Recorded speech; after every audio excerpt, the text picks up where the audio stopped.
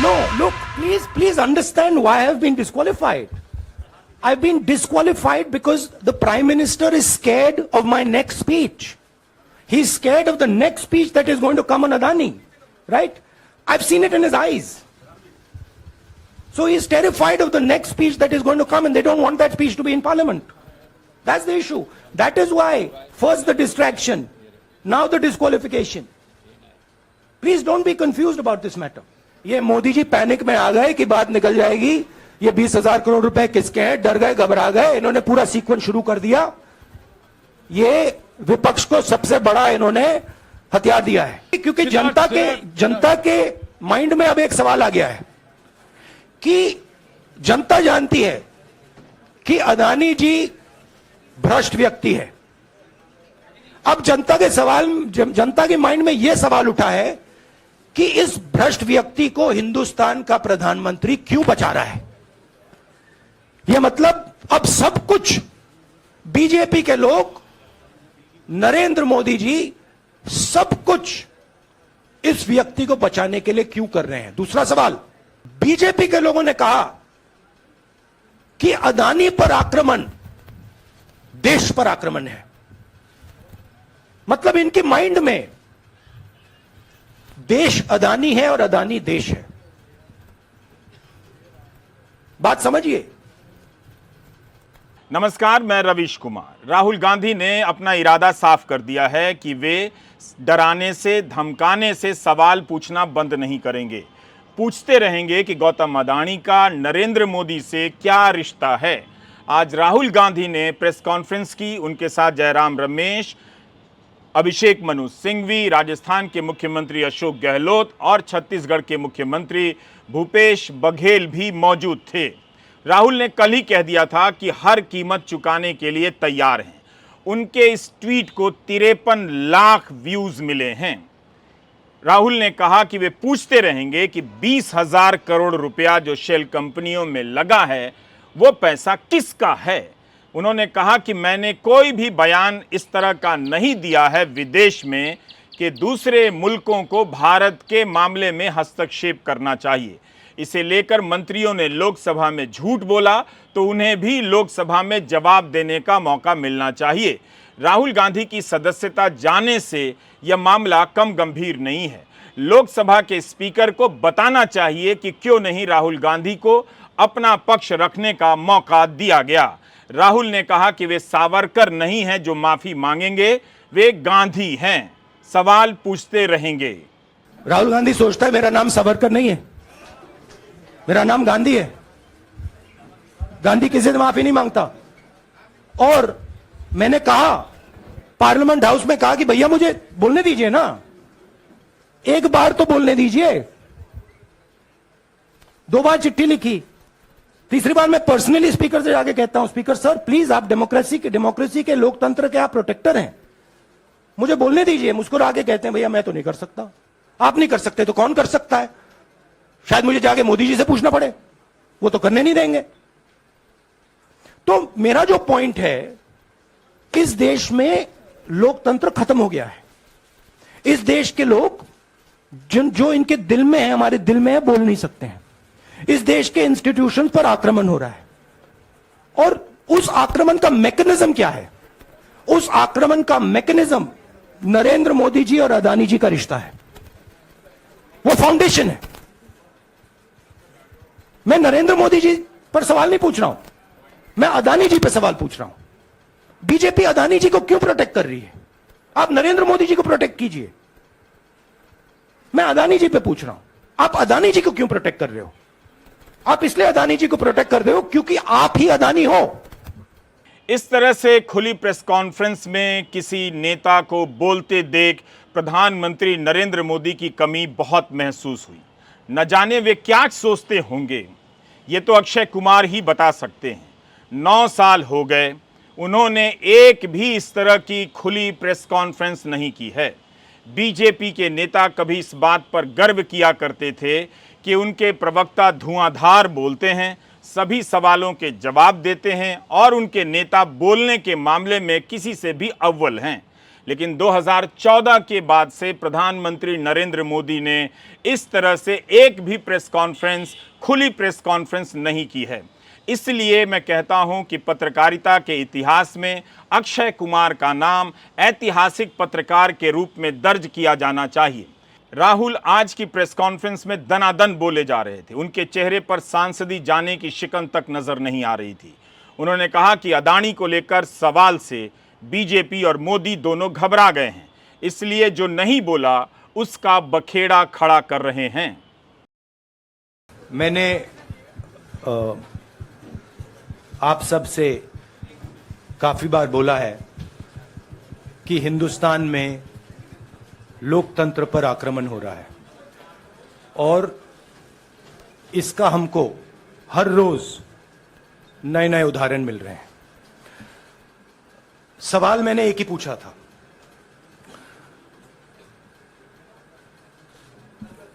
Foundation पे जाता हूं, अदानी जी की शेल कंपनीज हैं, अदानी जी की शेल कंपनीज हैं, उसमें 20,000 करोड़ रुपया किसी ने इन्वेस्ट किया। अदानी जी का पैसा नहीं है, का पैसा नहीं है। अदानी जी का इंफ्रास्ट्रक्चर बिजनेस है, पैसा किसी और का है। सवाल यह है, ये जो 20,000 करोड़ रुपए हैं, ये किसके हैं? यह सवाल मैंने पूछा। मैंने पार्लियामेंट हाउस में प्रूफ देके, जो मीडिया रिपोर्ट से मैंने निकाला, अदानी जी और नरेंद्र मोदी जी के रिश्ते के बारे में डिटेल में बोला। रिश्ता नया नहीं है, रिश्ता पुराना है। जब नरेंद्र मोदी जी गुजरात के सीएम बने थे, तब से रिश्ता है और उसके बहुत सारे पब्लिक प्रूफ्स हैं। हवाई जहाज में मैंने फोटो दिखाई, नरेंद्र मोदी जी बड़े कंफर्ट में बैठे हुए थे अपने दोस्त, अपने मित्र के साथ। पार्लियामेंट में मैंने दिखाई। यह सवाल मैंने पूछा। फिर मेरी स्पीच को एक्सपंज किया गया। राहुल ने यह भी कहा कि वे अपने संसदीय क्षेत्र वायनाड की जनता को पत्र लिखेंगे और बताएंगे कि उनके दिल में क्या है। उन्हें इस बात से फर्क नहीं पड़ता कि अस्थायी रूप से उनकी सदस्यता गई है या बहाल कर दी जाएगी। उन्होंने कहा कि मैं इस बात से नहीं डरता और ना ही मुझे फर्क पड़ता है। मैं अपना सवाल पूछता रहूंगा कि कथित रूप से शेल कंपनियों में जो 20,000 करोड़ आए हैं अदानी की, वो किसका पैसा है। उनका कहना है कि प्रधानमंत्री नरेंद्र मोदी उनके इस सवाल से डरे हुए हैं, इसलिए भटकाने के लिए यह सब किया जा रहा है। वे हर हाल में अदानी और मोदी के रिश्तों को उजागर करते रहेंगे। देखिए भैया, चाहे स्टेट हो, चाहे कुछ भी हो, मैं सच्चाई को देखता हूं। मुझे और किसी चीज में इंटरेस्ट नहीं है। मैं सच्चाई बोलता हूं। राजनीति में यह फैशनेबल बात नहीं है, मगर यह बात मेरे खून में है। मैं और कोई रास्ता निकाल ही नहीं सकता हूं। तो मेरा काम यह है, यह मेरी तपस्या है, जीवन की तपस्या है, उसको मैं करता जाऊंगा। चाहे मुझे डिस्क्वालीफाई करें, मारे पीटे, जेल में डाले, मुझे कोई फर्क नहीं पड़ता। मुझे अपनी तपस्या करनी है। इस देश ने मुझे सब कुछ दिया है। शांत हो जाइए। इस देश ने मुझे सब कुछ दिया है, प्यार दिया है, इज्जत दी है, इसलिए मैं ये करता हूं। तो जिस तरह से बीजेपी मोदी वाले राहुल के बयान को ओबीसी समाज के अपमान का मुद्दा बना रही है, उससे लगता है कि जल्दी ही नीरव मोदी जी, ललित मोदी जी, मेहुल चौकसी जी भारत लौट आएंगे, खुद को ओबीसी समाज का नेता घोषित कर देंगे और बीजेपी के नेता एयरपोर्ट पर उनका स्वागत करने चले जाएंगे। क्या होगा अगर नीरव मोदी और ललित मोदी ने खुद को ओबीसी समाज का नेता घोषित कर दिया, कह दिया कि उन्हें ओबीसी होने के नाते फंसाया जा रहा है? तब क्या बीजेपी उन्हें लोकसभा का टिकट दे देगी, उस ईडी को भंग कर देगी जिसने नीरव मोदी और मेहुल चौकसी के खिलाफ चार्जशीट दायर की है? क्या बीजेपी को पहले पता नहीं था कि नीरव मोदी और ललित मोदी, मेहुल चौकसी ओबीसी हैं? जब ये हजारों करोड़ रुपए का गबन कर विश्व गुरु लेवल के एकमात्र देश, दुनिया में एकमात्र देश है इस लेवल का, भारत छोड़कर भाग गए, तब भी तो ये ओबीसी ही होंगे। उसी समय बीजेपी कह देती कि ये लोग ओबीसी समाज की शान हैं। सवाल है कि क्या एक भाषण के लिए किसी सांसद की सदस्यता रद्द की जानी चाहिए, वह भी मानहानि के केस में? आए दिन नेताओं के बयान से अनगिनत समाज और व्यक्तियों की मानहानि होती रहती है। तमिलनाडु की खुशबू सुंदर जब कांग्रेस में थीं, तब उन्होंने भी उसी तरह के बयान दिए जिस तरह के राहुल गांधी ने दिए। खुशबू को तो बीजेपी अपनी पार्टी में ले आई, मगर उसी तरह के बयान के लिए राहुल गांधी की सदस्यता रद्द कर दी जाती है और बीजेपी उसका स्वागत करती है। कभी कांग्रेस में रहते हुए खुशबू प्रधानमंत्री मोदी को निशाना बनाया करती थीं, आज वे उन्हीं की पार्टी में हैं और उनका नेतृत्व स्वीकार कर रही हैं। अब इस ट्वीट को देखिए, यह ट्वीट खुशबू सुंदर का है। तब वे कांग्रेस में थी, अब बीजेपी में आ गई हैं। खुशबू लिखती हैं कि यहाँ मोदी, वहां हैशटैग मोदी, जहां देखो हैशटैग मोदी। लेकिन ये क्या, हर हैशटैग मोदी के आगे हैशटैग भ्रष्टाचार सरनेम लगा हुआ है। तो बात को ना समझो, मोदी मतलब भ्रष्टाचार। Let's change the meaning of Modi to corruption suits better. Nirav, Lalit, NaMo is equal to corruption. इस ट्वीट को राहुल गांधी के बयान के साथ आमने सामने रखकर देखिए और पढ़िए। राहुल ने कहा कि 30,000 करोड़ आपकी जेब से निकालकर उसकी जेब में। मेहुल चौकसी, ललित मोदी। अच्छा, एक छोटा सा सवाल, सब चोरों के नाम मोदी मोदी कैसे हैं? नीरव मोदी, ललित मोदी, नरेंद्र मोदी, और अभी थोड़ा ढूंढेंगे तो बहुत सारे मोदी निकलेंगे। इस बयान के लिए राहुल गांधी को सजा हो गई। बीजेपी नेता खुशबू सुंदर का यह बयान 15 फरवरी 2018 का है। राहुल गांधी का यह बयान 13 अप्रैल 2019 का है। खुशबू सुंदर अक्टूबर 2020 में बीजेपी में शामिल हो जाती हैं। मोदी बिहार, पूर्वी भारत, पश्चिम भारत में पिछड़े और अति पिछड़े समाज से आते हैं, सबसे बड़ी संख्या में। तो श्रीमान राहुल गांधी ने पिछड़े समाज का अपमान किया था पब्लिक मीटिंग में। आलोचना करने का अधिकार है, गाली देने का अधिकार नहीं है। और राहुल गांधी ने गाली दी थी, बेइज्जत किया था, बेबुनियाद बातें की थी। मैं पिछले भारत जोड़ो यात्रा में, आप मेरी कोई भी स्पीच देख लीजिए, मैं वहां कह रहा हूं सब समाज एक हैं, सबको एक साथ चलना चाहिए, भाईचारा होना चाहिए, नफरत नहीं होनी चाहिए, हिंसा नहीं होनी चाहिए। तो मेरी पोजीशन बिल्कुल क्लियर है।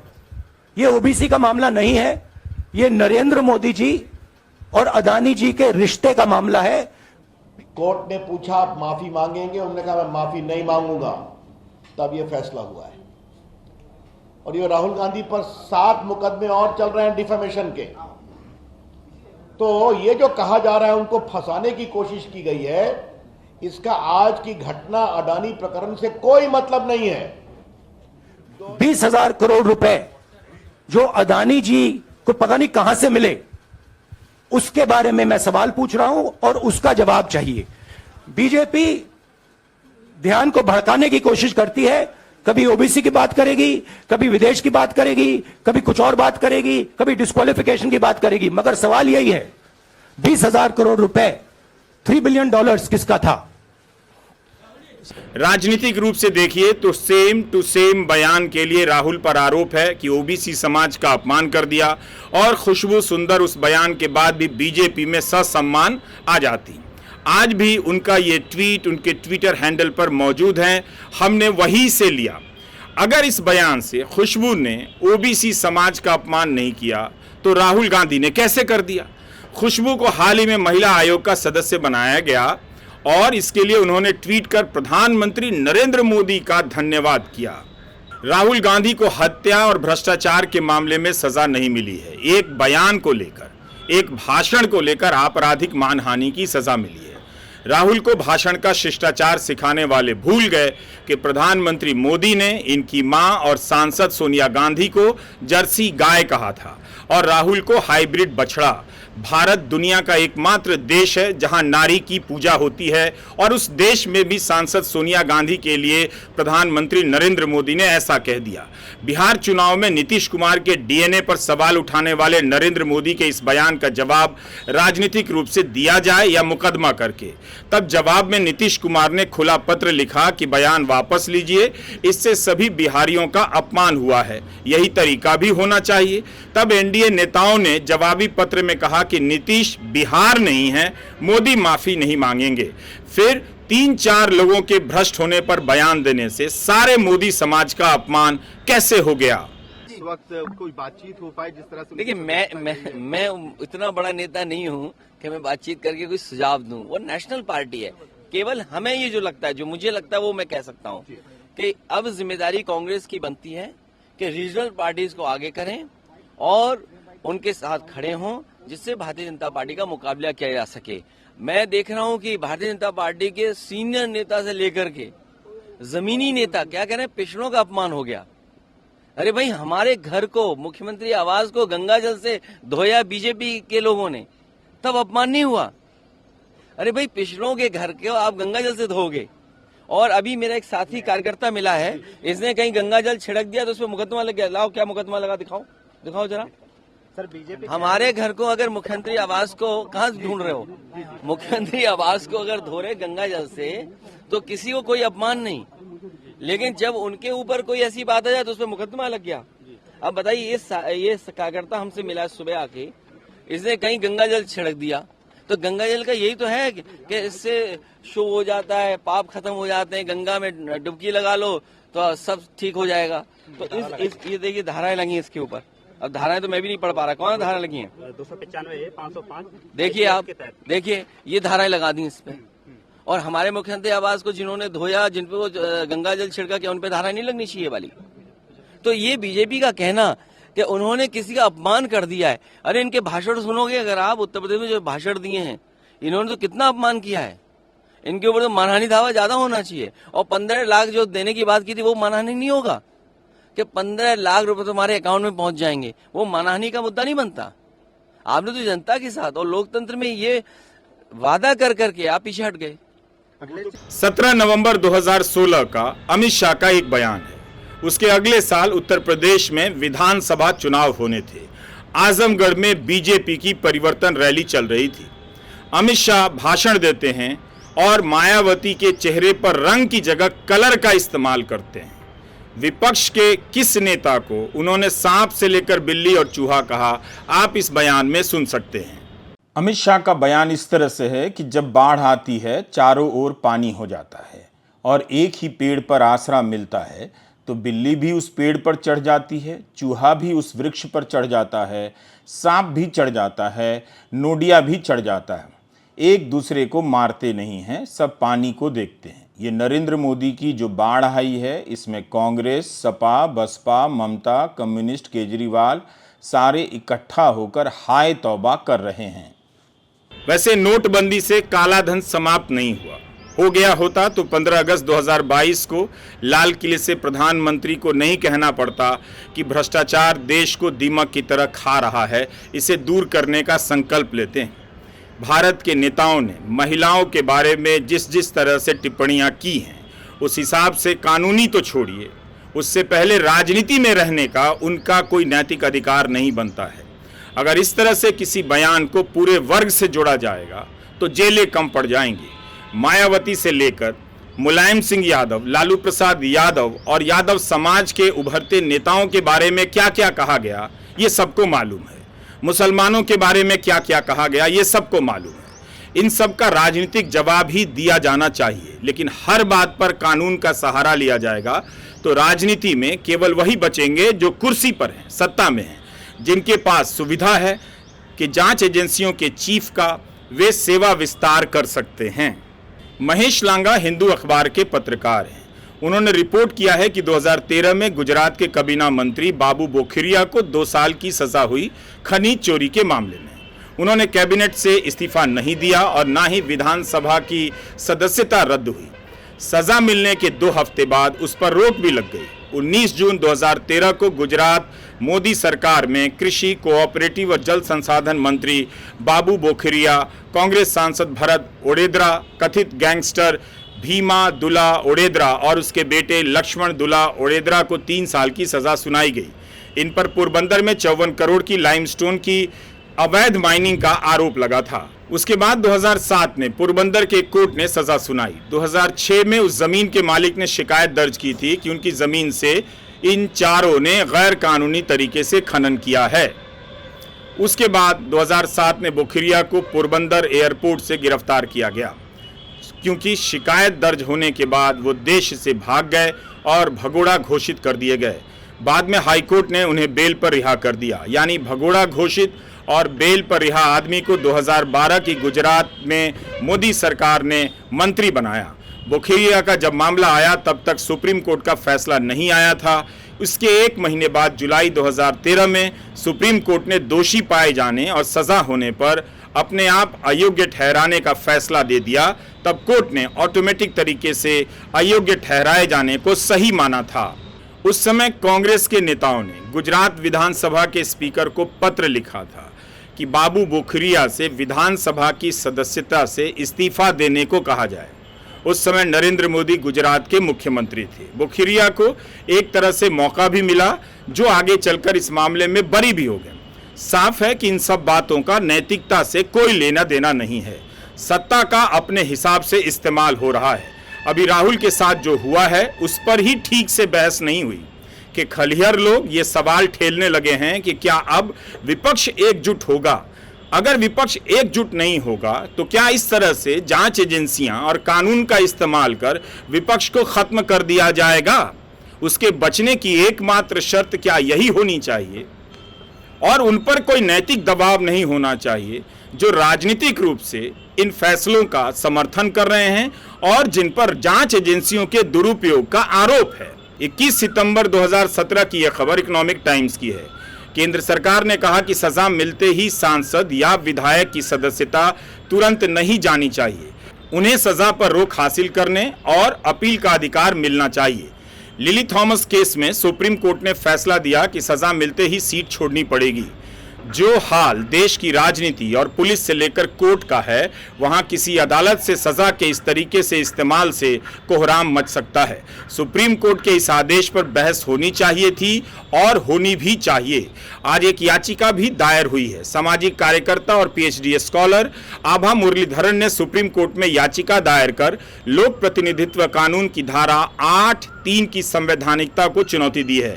याचिका में कहा है कि सजा मिलते ही सदस्यता का चले जाना अवैध है। याचिका में यह भी कहा गया है कि यह धारा संविधान की भावना के विरुद्ध है, अल्ट्रा वायरस है, क्योंकि यह एक निर्वाचित सांसद या विधायक की बोलने की आजादी पर अंकुश लगाती है। इसके कारण उसके वोटर ने जो जिम्मेदारी सौंपी है उसे नहीं निभा पाता है। याचिका में यह भी कहा गया है कि अयोग्य ठहराने से पहले अपराध की प्रकृति, गंभीरता, भूमिका, नैतिक मापदंड, अभियुक्त की भूमिका, इन सब की ठीक से जांच होनी चाहिए।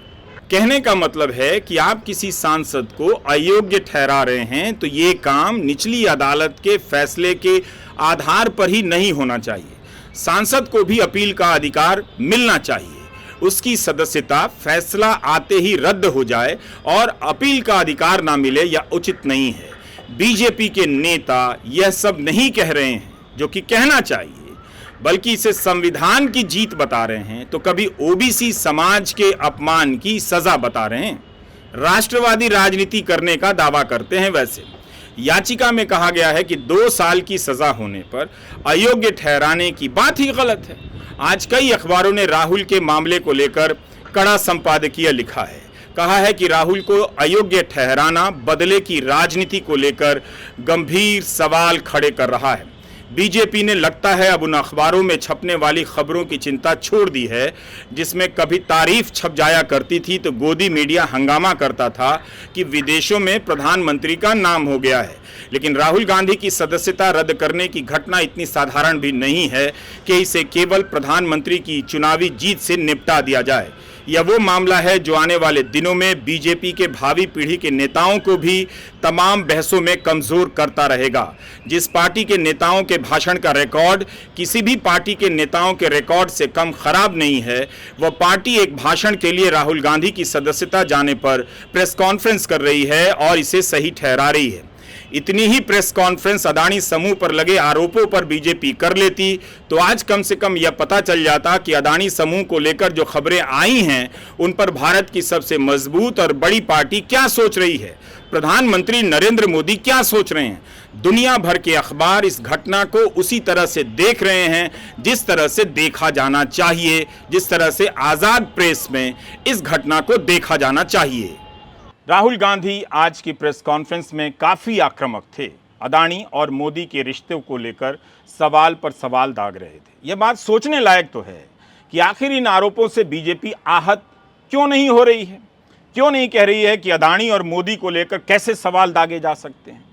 इसकी बजाय इन आरोपों को नज़रअंदाज कर ओबीसी के अपमान का सहारा ले रही है। हमेशा राष्ट्रवाद की राजनीति करने वाली बीजेपी जातिवाद के सहारे अदानी और मोदी के रिश्ते को क्यों बचाना चाहती है, क्यों पर्दे में डालना चाहती है। अब तो राहुल सांसद भी नहीं है, चुनाव भी नहीं लड़ सकते हैं, तो फिर ओबीसी का मुद्दा बनाने से क्या यह बेहतर नहीं होता कि बीजेपी अदानी और मोदी के रिश्ते को लेकर पूछे गए तमाम सवालों के जवाब संसद के भीतर और जनता के बीच दे देती। मगर ऐसा नहीं हो रहा है। कहीं ऐसा ना हो जाए कि अपने चैनल पर आकर गौतम अदानी खुद को ओबीसी समाज का घोषित कर दें और बीजेपी उन्हें ओबीसी समाज का नेता समझकर गले लगा ले, दौड़ी दौड़ी चली जाए और जनता के बीच प्रचार करना शुरू कर दे कि हम गौतम अदानी के स्वाभिमान की रक्षा में आपके बीच आए हैं क्योंकि वो ओबीसी समाज के नेता हैं। मदर ऑफ डेमोक्रेसी में फादर ऑफ पावर का जलवा बहुत है। फादर ऑफ पावर के सामने मदर ऑफ डेमोक्रेसी बेबस नज़र आ रही है और आप भी नज़र आ रहे हैं। नमस्कार, मैं रवीश कुमार।